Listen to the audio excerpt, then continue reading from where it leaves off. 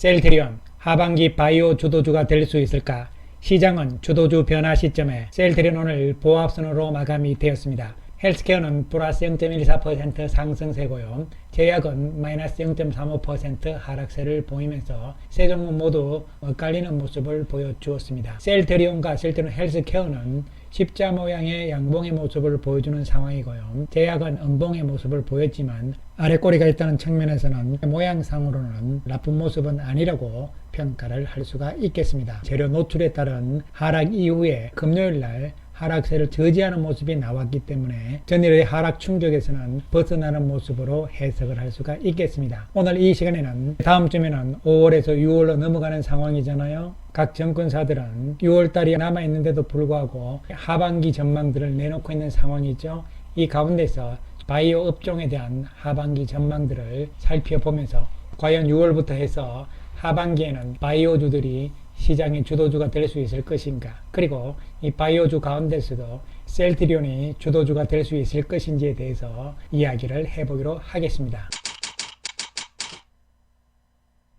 그 전에 오늘 셀트리온이 보도자료 및 공시를 냈잖아요. 스텔라라 바이오 시밀러에 대해서 유럽의 허가 신청을 완료했다는 발표가 나왔는데요. 스텔라라 바이오 시밀러는 자가면역 질환 치료제 가운데서 또 다른 분야죠. 인터루킨 억제제입니다. 이쪽으로 이제 영역을 확대했다는 측면에서 의미가 있는 것이고요. 오리지널과 같은 전체 적응증이죠. 즉 풀 레벨에 대해서 유럽의 허가 신청을 완료를 했다는 얘기가 되는 것이죠. 그리고 스텔라라 바이오 시밀러 시장은요, 현재 우리 돈으로 약 23조 정도다 이렇게 이야기를 하는 블록버스터 제품이죠. 특허 만료는 미국에서는 올해 9월, 유럽에서는 내년 7월이잖아요. 그런데 일단 유럽에 먼저 신청을 낸 것이죠. 그리고 스텔라라는 인터루킨 억제제거든요. 이것은 현재까지 셀트리온이 해왔던 것은요, TNF-알파 억제제였거든요. 그런 측면에서 영역을 확대했다 이런 이야기가 되는데요.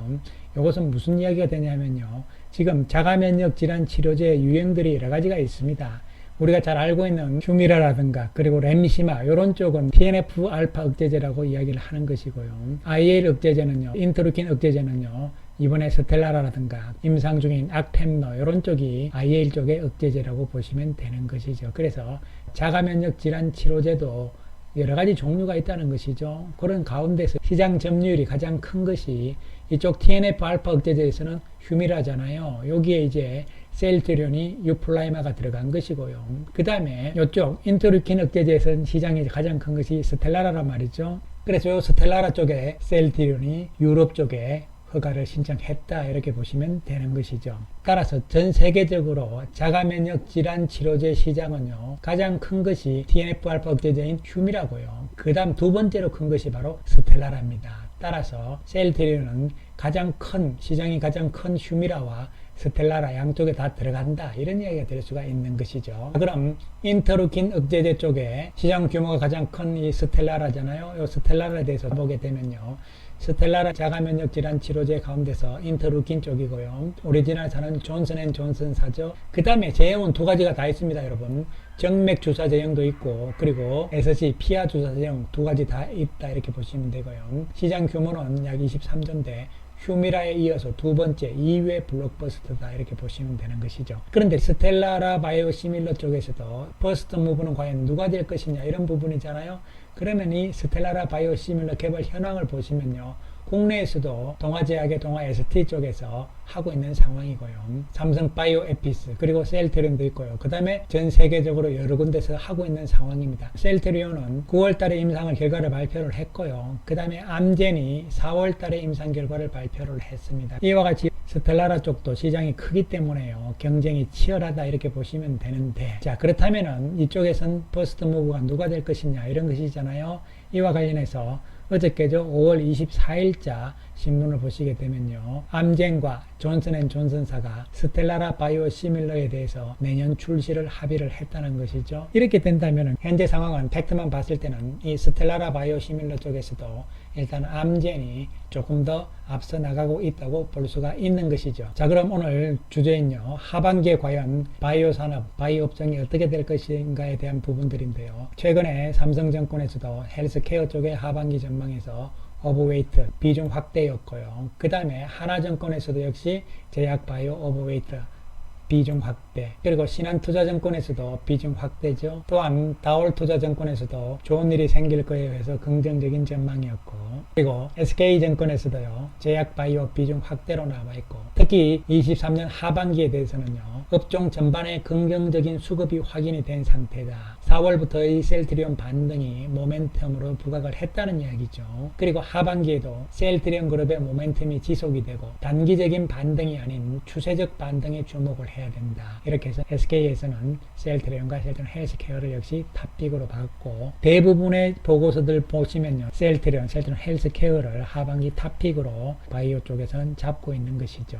과연 예상대로 하반기에 제약 바이오 쪽이 시장의 주도주가 될 수 있을 것인가, 그 이유는 무엇인가 지금부터 살펴보기로 하겠습니다. 첫 번째로 이야기하는 것이 금리잖아요. 이 그림을 보시게 되면요 미국의 금리와 S&P의 헬스케어 업종과 나스닥의 헬스케어 업종의 지수의 움직임 추이를 보여주는 것인데요. 금리가 이렇게 내려가는 시점, 이런 시점에 보시면 다 올라가잖아요. 그 다음에 금리가 올라가는 시점이 되면 주춤주춤 이렇게 못 가는 상황들이 나온다는 것이죠.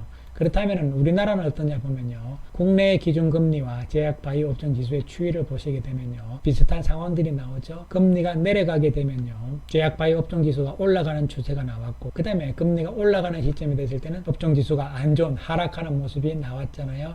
그러니까 결론적으로 금리와는 반대로 가는 거니까 앞으로 금리가 더 이상 올라가지 않는다, 그 가능성이 조금 더 높다, 이렇게 본다면 앞으로 시간이 지나면 지날수록 바이오 업종의 지수가 상승할 가능성이 있다, 이렇게 볼 수가 있는 것이죠. 이 논리는요 쉽게 말씀드리면 이런 겁니다. 금리를 계속 올리게 되면서 경기가 둔화가 되잖아요. 그럼 경기가 둔화가 되면은 경기 관련주가 아니고 경기와 무관한 내지는 경기 방어주들이 안정적이잖아요. 제약 바이오는 사실 경기와는 별로 관계가 없잖아요. 경기가 좋다 해서 약이 아주 많이 팔리고 이런 건 아니잖아요. 경기 방어적인 측면이 있기 때문에 금리와 바이오주들의 이제 움직임이 반대적으로 나온다, 이렇게 볼 수가 있는데, 실제적으로 최근에 우리나라 상황들을 보시면요 업종별로 1월에서 3월까지 그리고 4월부터 5월 말 현재까지 코스피 대비 초과 수익률을 살펴보게 되면, 먼저 1월부터 3월까지 코스피 지수보다 더 많이 오른 업종을 보게 되면요 소재 업종이잖아요. 그 다음에 IT잖아요. 뭡니까 여러분? 바로 2차전지 관련주들이잖아요. 그런데 4월부터 현재까지는 2차전지 관련주들이 수익률이 안 좋은 상황으로 가고 있다는 이야기가 되는 것이죠. 그런데 반대로 헬스케어 업종은요 1월부터 3월까지는 마이너스 안 좋았잖아요. 그런데 4월부터 현재까지는 좋아지고 있다는 이야기가 되는 것이죠. 그 이야기는 1월에서 3월까지 주도주 맥락은 2차전지였는데 4월부터 조정을 받는 가운데서 1월부터 3월까지 조정을 받았던 헬스케어 쪽이 4월부터 현재까지는 올라오고 있다, 이런 시장의 변화를 업종별로 나타내주는 그림이 되는 것이죠. 그렇다면 구체적으로 종목별로 우리가 한번 살펴보게 되면요 삼성바이오는 오히려 내려갔죠. 셀트리온도 3% 정도 내려가 있는 상태입니다. 지수만큼 못 올라왔다는 이야기예요, 연초부터 따져봤을 때. 반면에 헬스케어는요 셀트리온 헬스케어는 지수보다 17.1% 더 올라와 있다, 이런 뜻이 되는 것이죠. 그 다음에 바이오 SK 쪽은 안 좋은 상황이 되는데, 사실 바이오 쪽 그러면요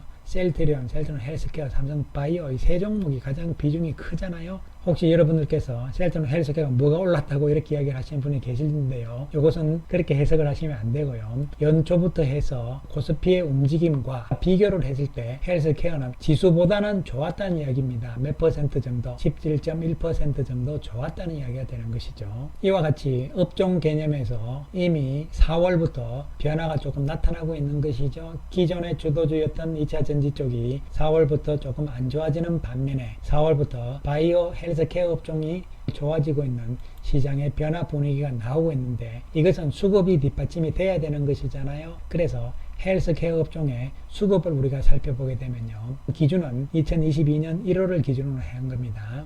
기관들과 외국인들인데요, 기관들은 23년 3월 정도부터 해서 쭉 이렇게 올라오는 상황이죠. 순매수가 늘어나는 상황인데, 특히 4월부터는 계속적인 상승세잖아요. 그 다음에 이 외국인들이 누적 순매수가 턴어라운딩이 되는 것이 4월부터입니다. 4월부터 외국인들이 매수 쪽으로 바뀌고 있잖아요. 그래서 이런 측면으로 봤을 때 이미 서서히 알게 모르게 물밑에서 주도주 변화가 일어나고 있다는 이야기가 될 수가 있는 것이죠. 어쨌든 간에 그러한 상황이고요. 그 다음에 중요한 또 한 가지는 실적이잖아요. 그래서 실적 측면에서도 제약과 바이오 업종 기수 및 앞으로의 EPS 추인데요. 이것은 앞으로 12개월 이후에 EPS는 이익이잖아요. 그러니까 실적이 어떻게 될 것이냐는 얘기가 되는 것이죠. 12개월 선행 EPS 실적 이익은 앞으로 올라갈 전망이다. 그렇게 되면은 지수도 역시 올라갈 것이다. 이러한 그림이 될 수가 있는데요.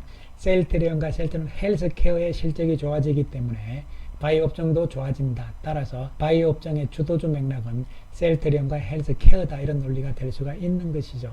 셀트리온도 2022년을 기준으로 해서 실적은 턴어라운드가 되면서 올해 좋아지고 있는 상황이잖아요. 매출액과 영업이익, 그 다음에 영업이익률도 좋아지고 있는 상황이고요. 헬스케어도 2022년을 기준으로 해서 올해보다는 내년에 증가할 것이다. 이런 이야기가 나올 수가 있는 것이죠. 결론적으로 이런 것이죠. 첫 번째로 그동안의 시장의 주도주의 변화 과정들, 즉 2차 전지가 꾸준히 왔다가 꺾이는 상황들이 왔고, 그러면서 상대적으로 소외됐던 바이오 쪽에서 올라오기 시작을 하는 상황이고, 이러한 것이 뒷받침이 되는 것은 큰 흐름에서 금리라고 이야기를 하는데요. 사실 금리에 대한 부분은 조금 후행성이라고 볼 수 있는 것이고, 중요한 것은 바이오 쪽의 실적이 어떻게 될 것이냐, 그 다음에 세 번째로는 수급이 어떻게 될 것이냐, 이러한 삼박자가 어느 정도는 맞아 들어가고 있기 때문에 하반기 바이오 쪽에 주도주 가능성은 높은 것이고, 또한 셀트리온과 헬스케어가 주도주가 될 가능성이 높다. 이런 결론을 내릴 수가 있는 것이죠. 가장 중요한 것이 실적인데요. 특히 실적 중에서도 영업이익 측면에서도 턴어라운딩이잖아요. 지금 사이클을 타고 있는 것이죠. 상승 사이클로 접어들 가능성이라는 측면이 나타나고 있는 것이죠. 셀트리온 오늘 외국인들이 32억의 매수 우위입니다. 이번 주 주간으로 봤을 때는 외국인들이 238억의 매수 우위였고요.